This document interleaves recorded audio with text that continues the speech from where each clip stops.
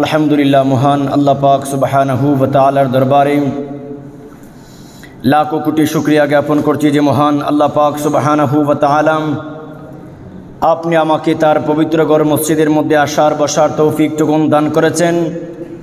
সেই জন্য মহান আল্লাহ পাক সুবহানাহু ওয়া তাআলার দরবারে কালিমাতুশ শুকর আদা করি, সকলে পড়ি আলহামদুলিল্লাহ। আমি আপনাদের সামনে গত জুমাতে আল্লাহর পবিত্র ঘর খানে কাবা শরীফ সম্পর্কে আলোচনা করেছিলাম। আমি আপনাদেরকে নিয়ে এসেছিলাম আল্লাহ নবী হজরতে আদম আলাইহিসসালাতু ওয়াসসালামকে থেকে শুরু করে হজরতে শীশ আলাইহিসসালাতু ওয়াসসালাম, শীশ আলাইহিসসালাতু ওয়াসসালাম থেকে শুরু করে হজরতে নূহ আলাইহিসসালাতু ওয়াসসালাম আর প্লাবন পর্যন্ত আমরা এসেছিলাম। আমি আপনাদেরকে বলেছিলাম নূহ আলাইহিসসালাতু ওয়াসসালাম আর প্লাবনের সময় বিশাল প্লাবন হয়েছিল, বিশাল পানি হয়েছিল। এটাও বলেছি ওই পানির উচ্চতা পৃথিবীর সবচাইতে উঁচু পাহাড় যেটা জুদি পাহাড়, ওই পাহাড়ের উপরে উঠে গিয়েছিল পানি। আল্লাহর ঘর খানে কাবা শরীফ সম্পর্কে দুইটা বক্তব্য। একটা বক্তব্যের মধ্যে এসেছে যখন বিশাল প্লাবন হয়েছিল তখন আল্লাহ পাক সুবহানাহু ওয়া তাআলা তার পবিত্র ঘর কাবা শরীফ আল্লাহ পাক চতুর্থ আসমানে উঠিয়ে নিয়েছিলেন। দ্বিতীয় বক্তব্য হলো যখন নূহ আলাইহিসসালাতু ওয়াসসালামের সময়ে প্লাবন এসেছিল, ওই প্লাবনের মধ্যে আল্লাহর ঘর খানে কাবা শরীফ পৃথিবীতেই ছিল। প্লাবনের কারণে খানে কাবা শরীফের অনেক ক্ষয়ক্ষতি হয়েছে। এমন ক্ষয়ক্ষতি হয়েছে যে কাবা শরীফের একটা চিহ্ন মাত্র এই পৃথিবীর বুকে ছিল না। এই হলো দুটা বক্তব্য। তার মানে পৃথিবীতে আমরা এখন এমন একটা আলোচনাতে আছি যেই আলোচনার সময় পৃথিবীতে কাবাঘর নেই। এখান থেকে আমরা আজকে আপনাদের সামনে আলোচনা করব খানে কাবা শরীফ শুরু থেকে আজ পর্যন্ত অনেকবার আল্লাহর ঘর খানে কাবা শরীফ প্রথমে ফেরেশতারা নির্মাণ করেছেন, এরপরে অনেকবার সংস্কার হয়েছে, পুনর্নির্মাণ হয়েছে। ফেরেশতাদের পরে যারাই নির্মাণ করেছেন সবাই পুনর্নির্মাণ করেছেন, সংস্কার করেছেন। সর্বমোট প্রায় 13 বার আল্লাহর ঘর খানে কাবা শরীফ সংস্কার হয়েছে। আজকে আমি আপনাদের সামনে আলোচনা করব হযরতে নূহ আলাইহিসসালাতু ওয়াসসালামের সময়ে যে প্লাবন হয়েছিল, এই প্লাবনে দুই বক্তব্য। একটা বক্তব্য কাবাঘর আল্লাহ পাক উঠিয়ে নিয়েছেন, আরেকটা বক্তব্য হলো প্লাবনে কাবাঘর অনেক ক্ষয়ক্ষতি হয়েছে। এমন ক্ষয়ক্ষতি হয়েছে যে পৃথিবীর বুকে কাবাঘরের কোনো চিহ্ন মাত্র ছিল না। নূহ আলাইহিসসালাতু ওয়াসসালাম আর প্লাবনের পরে হযরতে সালেহ আলাইহিসসালাতু ওয়াসসালাম এবং হযরতে ইদ্রিস আলাইহিসসালাতু ওয়াসসালাম পৃথিবীতে এসেছেন। ওনারা আল্লাহর ঘর খানে কাবা শরীফ ছাড়াই ওনারা তাওয়াফ করেছেন। আন্দাজ করে, অনুমান করে যে এইখানে হয়তো সম্ভবত আল্লাহর ঘর খানে কাবা শরীফ আছে, এটার উপর ভিত্তি করে অনুমান করে এই দুইজন নবী কাবা শরীফ ছাড়াই অনুমান করে তারা তাওয়াফ করেছিল। এরপরে পৃথিবীতে এসেছেন আল্লাহ নবী হযরতে ইব্রাহিম আলাইহিসসালাতু ওয়াসসালাম। আজকে আমি আপনাদের সামনে ইব্রাহিম আলাইহিসসালাতু ওয়াসসালামের থেকে আলোচনা শুরু করব। আল্লাহ পাক সুবহানাহু ওয়া তাআলা ইব্রাহিম আলাইহিসসালাতু ওয়াসসালামকে আদেশ দিলেন, ও ইব্রাহিম, তুমি কাবাঘর উঁচু করো। সূরা বাকারার 127 এবং 128 নম্বর আয়াতের মধ্যে এই ব্যাপারে আল্লাহ পাক আলোচনা করেছেন। প্রথম নম্বর পারা 19 নম্বর পৃষ্ঠাতে শুরুতেই আল্লাহ পাক বলছেন, বিসমিল্লাহির রহমানির রহিম, ওয়াইদ ইয়ারফাউ ইব্রাহিমুল কওয়াইদা মিনাল বাইতি ওয়া ইসমাঈল রব্বানা তাকাব্বাল মিন্না ইন্নাকা আনতাস সামিউল আলিম। এই আয়াতের শুরুতে আল্লাহ পাক বলছেন ওয়াইদ ইয়া রাসূলুল্লাহ আপনি স্মরণ করুন, ওয়াইদ মানে আপনি স্মরণ করুন ওই সময়ের কথা। তো এই কালাম যেহেতু আমার নবীর উপর নাজিল হয়েছে, সুতরাং স্মরণ করুন এই কথাটা আল্লাহ বলেছেন।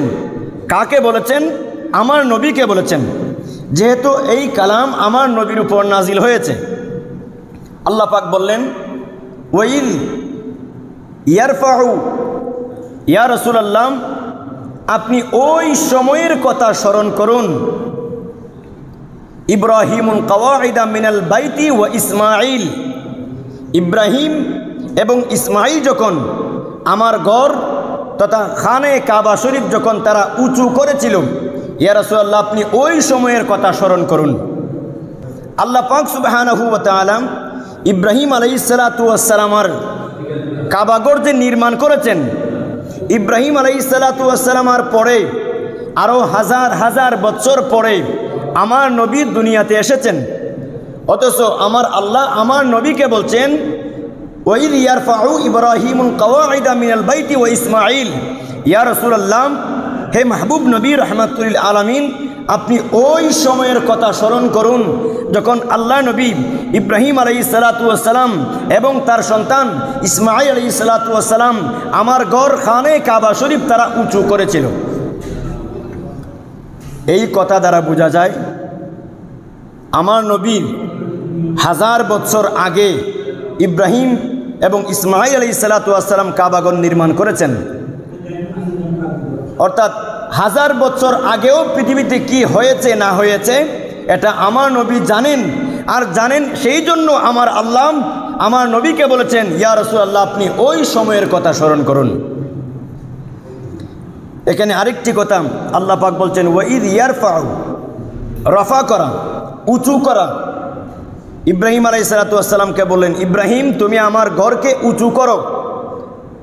তার মানে উঁচু তখন করা যায় যখন পূর্ব থেকেই সেটা নির্মিত থাকে, অর্থাৎ এটা নির্মাণ করেছেন ফেরেশতা। ইব্রাহিম আলাইহিস সালাতু ওয়াস সালাম কাবাঘর নির্মাণ করেননি, বরং কাবাঘর উঁচু করেছেন।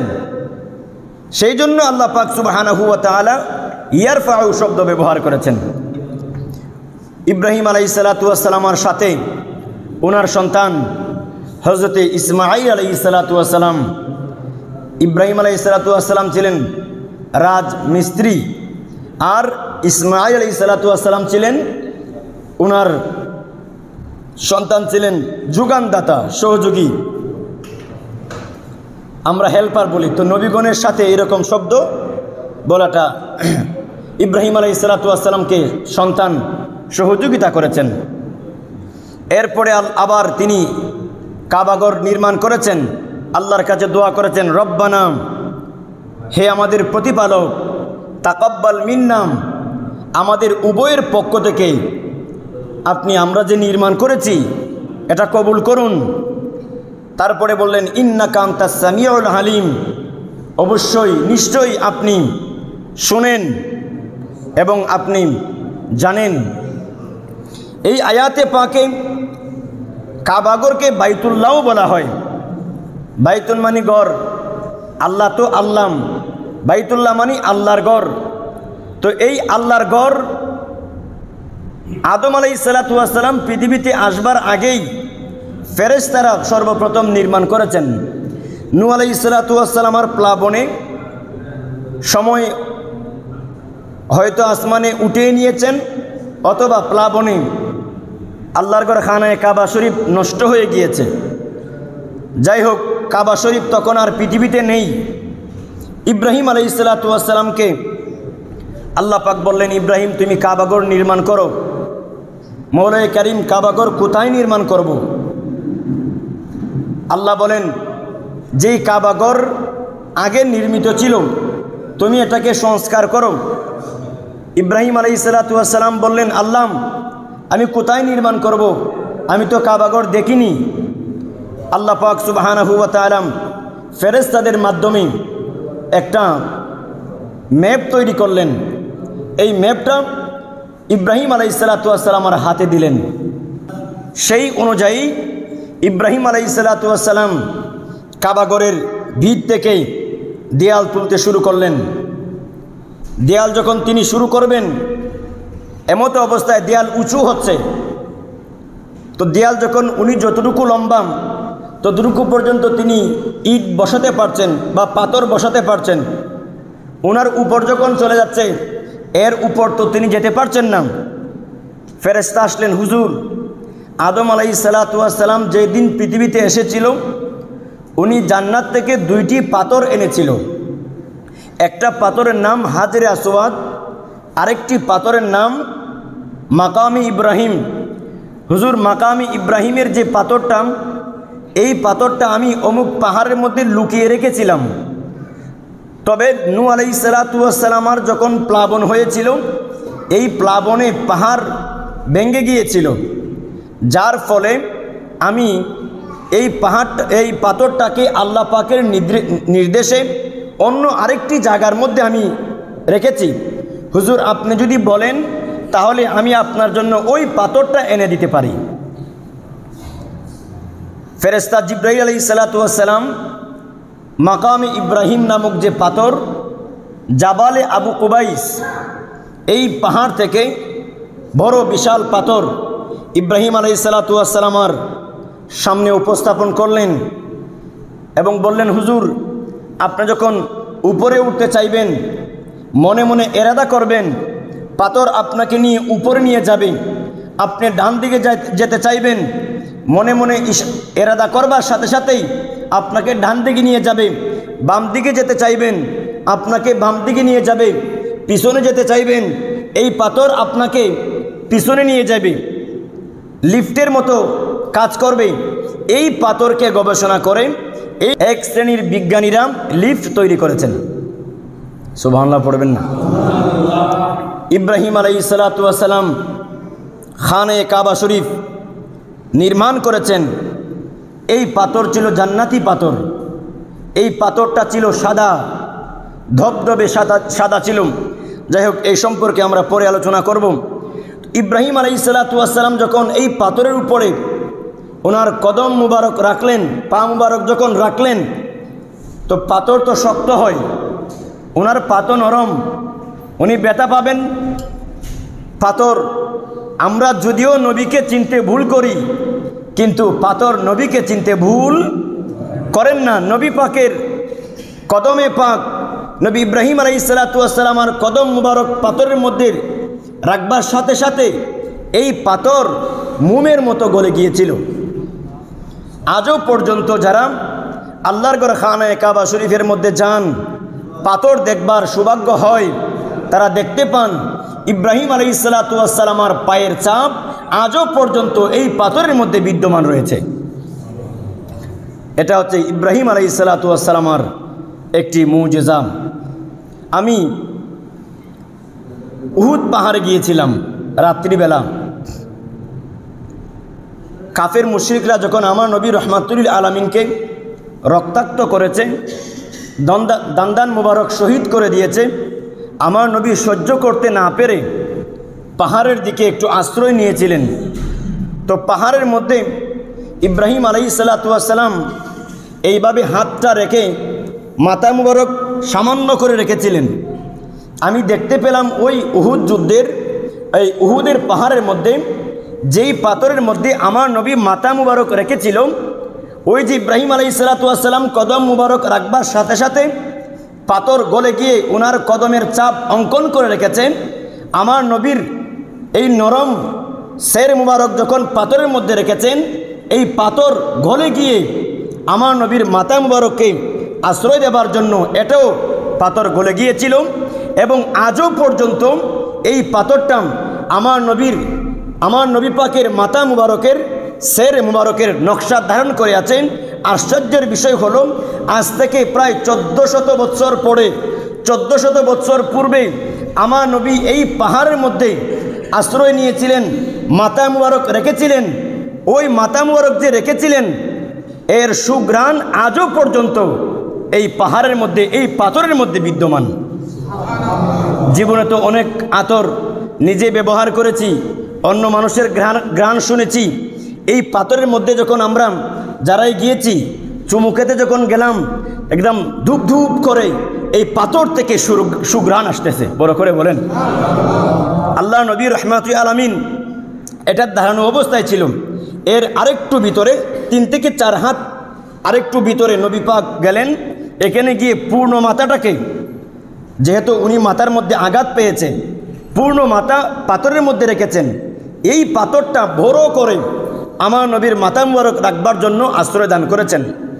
ওই পাথরের মধ্যে দেখতে পেলাম আরও বেশি সুঘ্রাণ। আজ থেকে 1400 বছর পূর্বের কথা আজও পর্যন্ত বিদ্যমান আছে। উহুদ পাহাড়ে উঠতেই শুরুতেই একটা পাথর আছে, এই পাথরটা এখনও পর্যন্ত বিদ্যমান। আল্লাহ নবী রহমাতুল আলামিন যখন মাথা মুবারক রেখেছেন, এখানে একটি কোরআন শরীফের একটি আয়াত নাজিল হয়েছে সূরা মুজাদালার, উলাইকা কাতাবা ফি কুলুবিহিমুল ঈমানা ওয়া আইয়াদাহুম বিরূহিম মিন। এই আয়াতটি এই জায়গার মধ্যে নাজিল হয়েছে। আমরা যখন একের পর এক যখন আমরা জিয়ারত করে চুমুকে আসছিলাম, আমাকে একজন হুজুর বললেন, ওই যে আয়াতটা নাজিল হয়েছে আপনি এই আয়াতটা পড়তে থাকেন আর আমরা একের পর এক জিয়ারত করে আসি। আলহামদুলিল্লাহ দীর্ঘক্ষণ সময় এই আয়াতটি এই পাথরের সামনে দাঁড়িয়ে পড়বার সুযোগ হয়েছিল। আলহামদুলিল্লাহ নবী পাক রহমাতুল আলামিন, এটা তো উহুদ পাহাড়ে ডুববার সাথে সাথে শুরুতেই তো নবী পাক আরেকটু ভিতরে গিয়েছিলেন। তো ভিতরে যে যাবেন তখন রাস্তা নেই। আমার নবীকে দেখে বিশাল বিশাল পাথর, তারা তো পাহাড় হয়ে আছে এইরকম চাকা বেঁধে, আমার নবী পাককে দেখে এই পাহাড় 2 ভাগ হয়ে গিয়েছিল। সুবহানাল্লাহ পড়বেন না? আমার নবী ভিতরে ঢুকলেন, আজও পর্যন্ত এর ভিতরে সুঘ্রাণ রয়েছে। আল্লাহ নবী রহমাতুল আলামিন যে আশ্রয় নিয়েছেন, এই সুঘ্রাণ এখনও পর্যন্ত বিদ্যমান আছে। সর্বশেষ মানুষকে আটকাতে না পেরে যেই জায়গাটা পাথর করে দিয়েছিল, নবী পাক ঢুকেছিলেন, এই জায়গাটাকে মাটি দ্বারা এটাকে ভরাট করে ফেলছে। আমরা ভিতরে ঢুকতে পারিনি, আমরা দূর থেকে জিয়ারত করেছি। আলহামদুলিল্লাহ। তো এটা হলো আমার নবী রহমাতুল আলামিনের দৃশ্য, যে আজও পর্যন্ত যারা উহুদের পাহাড়ের মধ্যে যান, এই পাথরের কাছে যাবার সাথে সাথেই অলৌকিকভাবে একটা সুঘ্রাণ আসে, স্বর্গীয় একটা প্রশান্তি আসে। মনে চাচ্ছিল না এখান থেকে আসতে, কিন্তু আরও মানুষ তো আছেন, ওনারা একের পর এক সালাম করবেন, চুমু খাবেন। যাই হোক, ইব্রাহিম আলাইহিসসালাতু ওয়াসসালামের যে মাকামে ইব্রাহিম, এই পাথর ওনাকে লিফটের কাজ করেছে। ইব্রাহিম আলাইহিসসালাতু ওয়াসসালাম এই কাবাঘর নির্মাণ করেছেন। কাবাঘর নির্মাণ করবার পরে আল্লাহ পাকের কাছে ইব্রাহিম আলাইহিসসালাতু ওয়াসসালাম একটি দোয়া করেছেন, রব্বানা ওয়াজআলনা মুসলিমাইনি লাকাম ওয়া মিন যুররিয়াতিনা উম্মাতাম মুসলিমাতাল লাক ওয়া আরিনা মানাসিকানা ওয়া তুব আলাইনা ইন্নাকা আনতাত তাওয়াবুর রহিম। তারপরে তিনি দোয়া করেছেন, রব্বানা ওয়া বাআথ ফীহিম রাসূলাম মিনহুম ইয়াতলু আলাইহিম আয়াতিকাম ওয়া ইউআল্লিমুহুমুল কিতাবা ওয়াল হিকমা ওয়া ইউযাক্কিহিম ইন্নাকা আনতাল আজিজুল হাকিম। এই আয়াতটি ইব্রাহিম আলাইহিসসালাতু ওয়াসসালাম আল্লাহ পাকের কাছে আরজ করেছিলেন। ইব্রাহিম আলাইহিসসালাম আল্লাহর কাছে আরজ করলেন, হে বারে ইলাহি তাআলা, আমাকে পৃথিবীতে পাঠিয়েছেন তাওহীদ ও রিসালাতের দাওয়াত দেওয়া, আপনার ওয়াহদানিয়তের দাওয়াত, নবী রাসূলগণের দাওয়াত, একত্ববাদের দাওয়াত পৃথিবীর মানুষের কাছে পৌঁছে দিয়াম। আমার দায়িত্ব তো এটা নয় যে পৃথিবীতে এসে আপনার ঘর নির্মাণ করাম, এটা আমার কাজ নয়।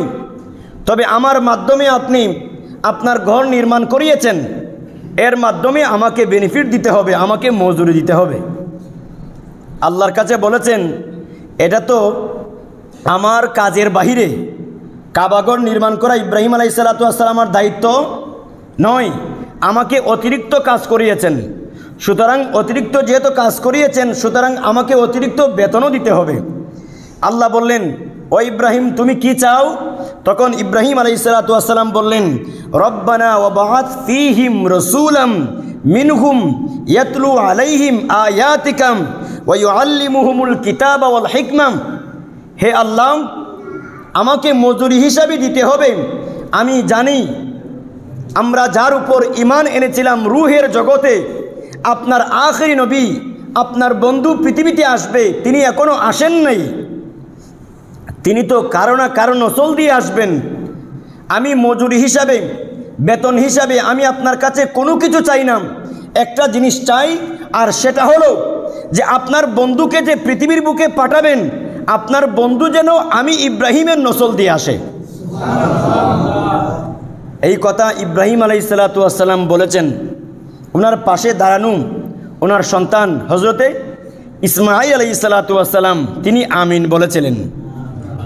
সাথে সাথে আমার আল্লাহ, উনি তো নবী, আমিন বলেছেন, তিনিও কি নবী। নবীদের দোয়া তো এমনিতেই কবুল, আল্লাহ পাক কবুল করে নিলেন। আমরা জানি 1 লক্ষ মতান্তরে 2,24,000 নবী আলাইহিসসালাতু ওয়াসসালাম পৃথিবীতে এসেছেন। 7 জন নবী ব্যতীত সমস্ত নবী ইব্রাহিম আলাইহিসসালাতু ওয়াসসালামের নসল দিয়ে এসেছেন। আচ্ছা, ইব্রাহিম আলাইহিসসালাতু ওয়াসসালাম পর্যন্ত নসল দিয়ে আসবার জন্য ইব্রাহিম আলাইহিসসালাম দোয়া করেছেন। ইব্রাহিম আলাইহিসসালাতু ওয়াসসালামের 2 জন সন্তান, একজন হজরতে ইসহাক, আরেকজন হজরতে ইসমাইল। তো ইব্রাহিমের পরে কার নসল দিয়ে যাবেন? আমার নবী। আল্লাহ পাক বললেন, ও ইব্রাহিম, তুমি দোয়া করেছো যেন তোমার নসল দিয়ে যায়, আমি এটা কবুল করে নিলাম। তারপরে তো তোমার সন্তান 2 জন, কার নসলে দিব?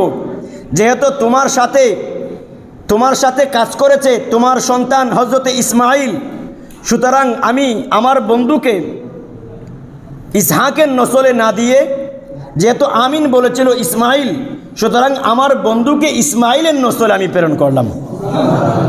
ওই যে তিনি আমিন বলেছিলেন, আমিন বলবার কারণে আল্লাহ পাক সুবহানাহু ওয়া তাআলা আমার নবীকে ইসমাঈল আলাইহিসসালাতু ওয়াসসালামের নসল দ্বারা এই পৃথিবীর বুকে প্রেরণ করেছিলেন। যাই হোক, এই কাবাঘর নির্মাণ করবার পরে আল্লাহ পাক সুবহানাহু ওয়া তাআলা আদেশ দিলেন ইব্রাহিম আলাইহিসসালাতু ওয়াসসালামকে, ও ইব্রাহিম, তুমি একটি ঘোষণা করো। ঘোষণাটা কি? যারাম, তুমি যে গড় নির্মাণ করেছো, এই গড় নির্মাণ করেছো, এই গড়ের তাওয়াফ করতে হবে, এই গড়ের মধ্যে এসে ইবাদত করতে হবে। আল্লাহ পাক বললেন, ওয়াইদ বাওয়ানা বানি ইব্রাহিমাম মাকানাল বাইতি আল্লাহ তুশরিক বি শাইআম তুতাহির বাইতি লিত-তাইফিনা ওয়াল কাইমিনা ওয়ার রুকআইস সুজুদ ওয়াআযিন ফিন নাস বিল হজ্জি ইয়াতুকা রিজালাও ওয়া আলা কুল্লি দামিরি ইয়াতিনা মিন কুল্লি ফাজ্জিন আমিক। ইব্রাহিম আলাইহিসসালাতু ওয়াসসালামকে আমার আল্লাহ বললেন, ও ইব্রাহিম, তুমি এই কাবাঘরকে পবিত্র রাখো।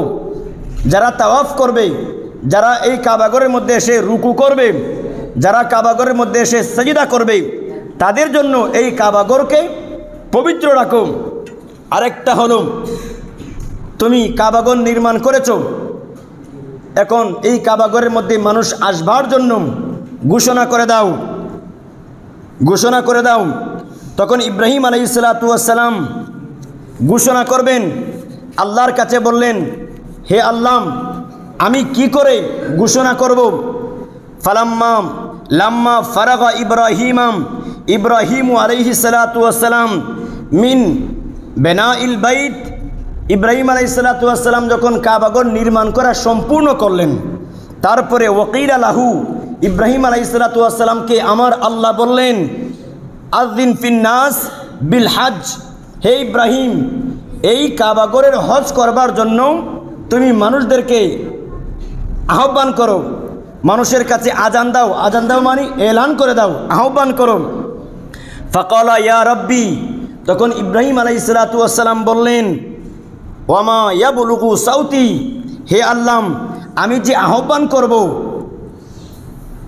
এই আহ্বান যে করব, আমার আহ্বান শুনবে কে? তখনকার সময়ে প্রায় 6,000-এর উপরে শুধু পাহাড় ছিল সৌদি আরবে। ইব্রাহিম আলাইহিসসালাতু ওয়াসসালাম বলেন, আল্লাহ, আমার আওয়াজ মানুষের কাছে কিভাবে পৌঁছবে? এখানে তো মানুষের বসবাস নেই। তখন আল্লাহ পাক বললেন, আল্লাহ পাক বললেন, আযিন আলাল ইবলাগ, হে ইব্রাহিম, তোমার কাজ হলো মানুষদেরকে আহ্বান করা, আর মানুষের কাছে পৌঁছে দিয়াম, এটা আমি আল্লাহর কাজ। ইব্রাহিম আলাইহিসসালাতু ওয়াসসালাম ফাসাইদা ইব্রাহিম খলিলুল্লাহ আলাইহিসসালাতু ওয়াসসালাম জাবালাম আবি কুবাইস, তিনি জাবালে আবি কুবাইস নামক একটা পাহাড় রয়েছে, এই পাহাড়ের মধ্যে উঠলেন, উঁচু পাহাড়।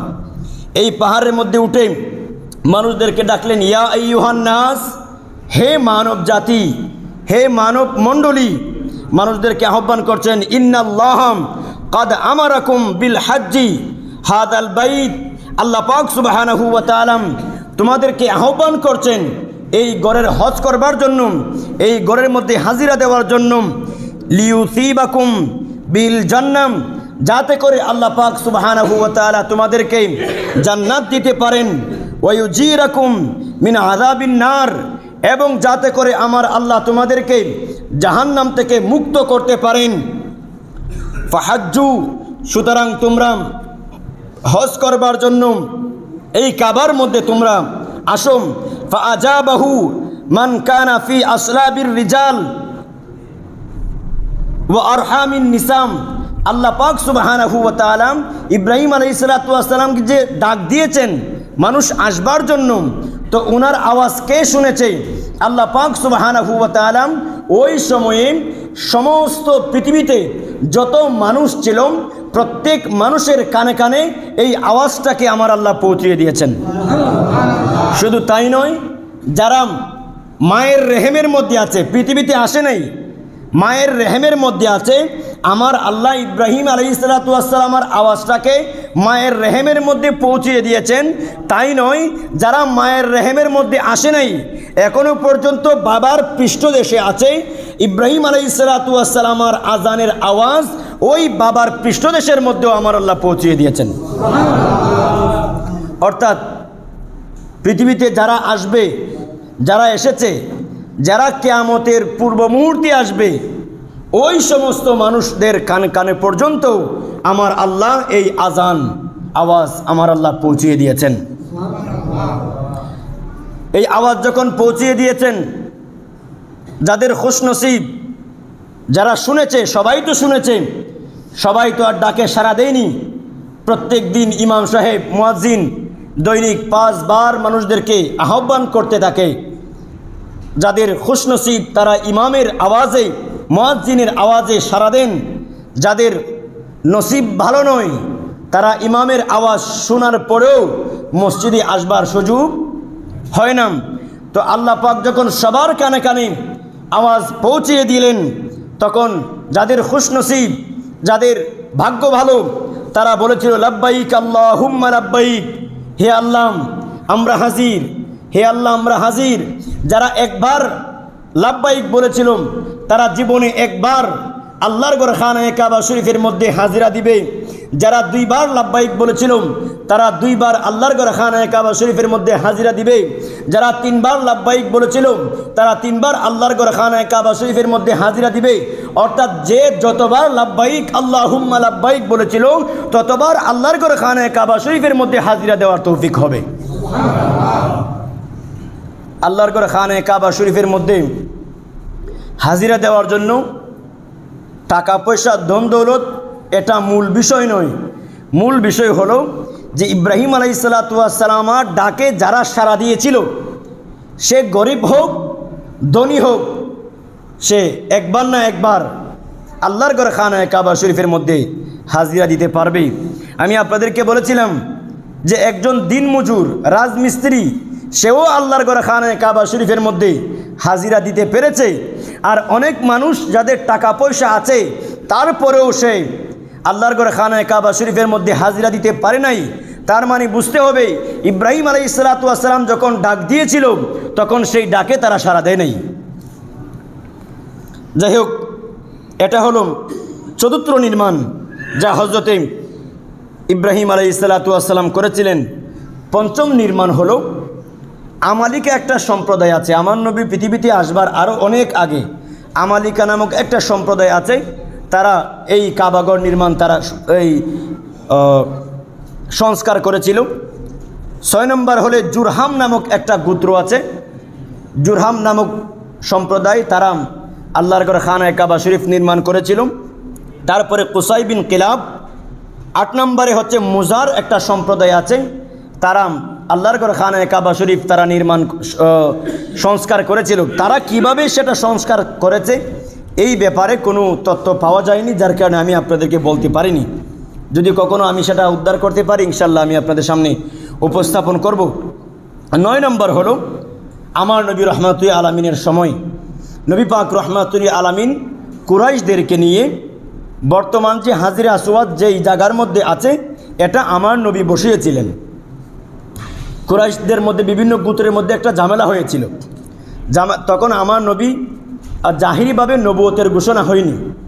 ঝামেলা যখন হয়েছে তখন এই কাবাগরের তখনকার সময়ে যাদের পাওয়ার ছিল, যাদের শক্তি, টাকা পয়সা, দন্দৌলত বেশি ছিল, তারাই কাবা শরীফের নেতৃত্ব দিতেন। 4টা গোত্র ছিল। এই গোত্রের মধ্যে কে হাজরে আসওয়াদ স্থাপন করবে এই নিয়ে দ্বন্দ্ব শুরু হয়ে গিয়েছে, কেউ কাউকে ছাড়তেছে না। তো সর্বশেষ একটা সিদ্ধান্ত হলো আগামীকাল সকালবেলা যিনি সর্বপ্রথম কাবাগরের মধ্যে নামাজ পড়তে আসবে বা কাবাগরের মধ্যে যিনি আসবে ওই ব্যক্তি যে সিদ্ধান্ত দিবে আমরা তার সিদ্ধান্তকে মেনে নিব। সবাই অপেক্ষা করতেছেন আগামীকাল সকালে কে আসেন। হঠাৎ করে 4টা গোত্রই দেখতে পেল আমার নবী রহমাতুল আলামিন সবার আগে আসতে লাগলেন। আমার নবী যখন এসে গিয়েছেন, আমার নবীর উপর তো তখন সবার আস্থা আছে। আল আমিন উপাধি তো তারাই দিয়েছিল। আমার নবীকে দেখে নবী পাক জিজ্ঞেস করলেন কি হয়েছে, এই ব্যাপার। আমার নবী রহমাতুল আলামিনের চাদর মুবারক বিছিয়ে দিলেন এবং বললেন এই হাজরে আসওয়াদ তোমরা এই চাদর মুবারকের মধ্যে তোমরা রাখো, এবং বললেন তোমরা 4টা গোত্র 4 কর্নারের মধ্যে তোমরা ধরে আমার নবী রহমাতুল আলামিন এই গোত্র সবাইকে নিয়ে হাজরে আসওয়াদ স্থাপন করেছিলেন। আমার নবীর এই সিদ্ধান্ত দেখে সবাই খুশি হয়ে গেলেন। 9ম হচ্ছেন, তবে আমার নবী রহমাতুল আলামিন কাবাগর যে সংস্কার করবেন তখন টাকা পয়সার অভাব ছিল, যার কারণে কাবাগর সম্পূর্ণ করতে পারেননি।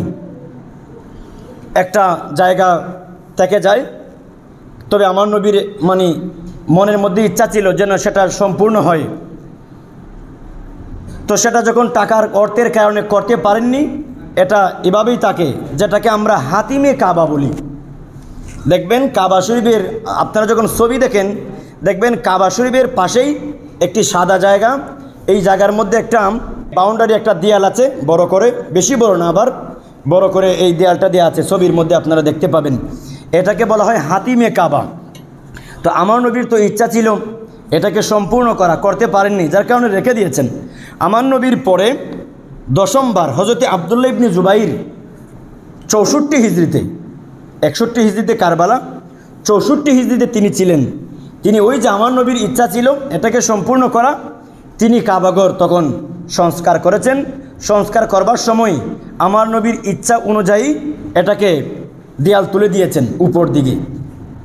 আমার নবী ওই আব্দুল্লাহ ইবনে জুবাইরের পরে হাজ্জাজ বিন ইউসুফ, আব্দুল মালিক ইবনে মারওয়ানের শাসনামলে হাজ্জাজ বিন ইউসুফকে বলা হলো যে আব্দুল্লাহ ইবনে জুবাইর নবী পাক যেভাবে করে গিয়েছেন এটাকে ব্যঙ্গে তার মতো করে করেছে, সুতরাং আগে যেইভাবে ছিল সেইভাবে করে দাও। অর্থাৎ আমার নবীর তো ইচ্ছা ছিল সেটাকে সম্পূর্ণ করা, যেটা আব্দুল্লাহ ইবনে জুবাইর করেছেন, কিন্তু পরবর্তীতে এসে এরা ভুল বুঝাবুঝি করেছে। ভুল বুঝাবুঝির কারণে সেটাকে আবার নবী পাকের মতো তারা করে দিলেন।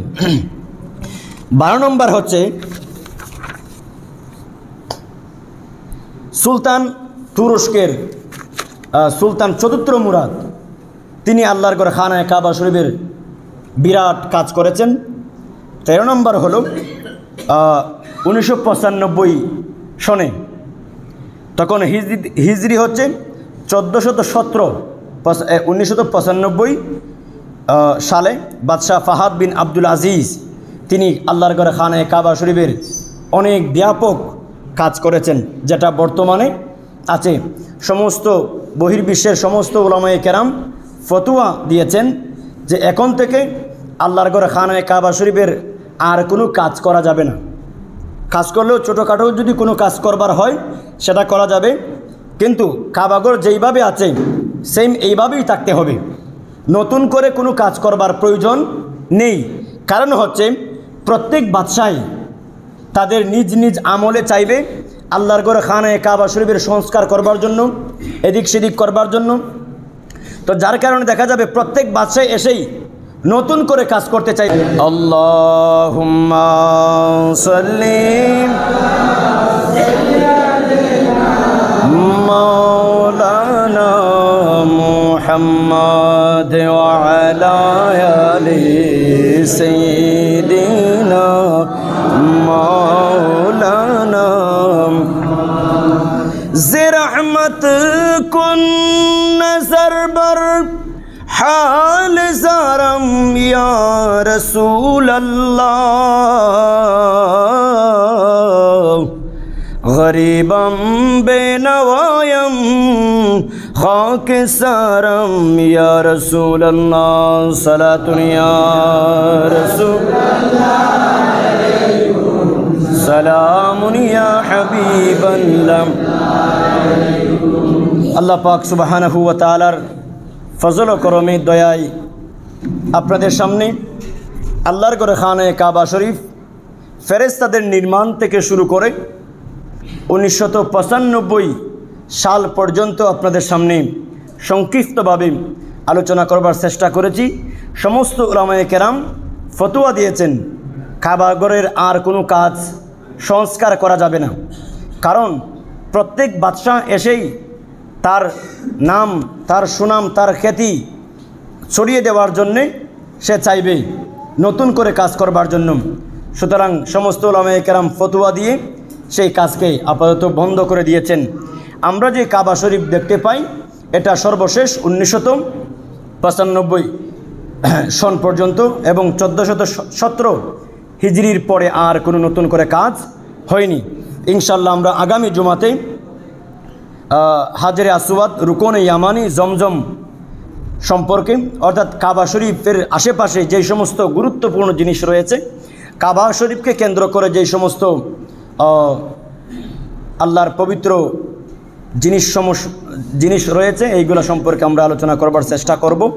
আল্লাহ পাক সুবহানাহু ওয়া তাআলা যেন আমাদেরকে তার পবিত্র ঘর খানায়ে কাবা শরীফ, তার মাহবুব নবী রহমাতুল আলামিনের রওজায়ে আকদাস যেন আমরা জিয়ারত করতে পারি।